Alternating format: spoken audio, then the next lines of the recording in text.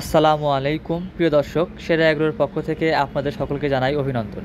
অনেকে আমাদের প্রশ্ন করেন, সিডলিং ট্রেতে বীজ দিলে চারাগুলো অঙ্কুরিত হয় না, কেন এমন হয়? আসলে এর পিছনে কিছু গুরুত্বপূর্ণ ধাপ আছে কি? না, ধাপগুলো খুবই সহজ। প্রথমেই বীজগুলো বাছাই করে ভালোভাবে রোদে 2 থেকে 3 ঘন্টা শুকিয়ে নিতে হয়। এরপর বীজের ধরন অনুযায়ী 8 থেকে 12 ঘন্টা পরিষ্কার পানিতে ভিজিয়ে রাখতে হয়। এতে করে বীজের খোসা নরম হয় এবং ভেতরের অঙ্কুর ভালোভাবে বের হয়।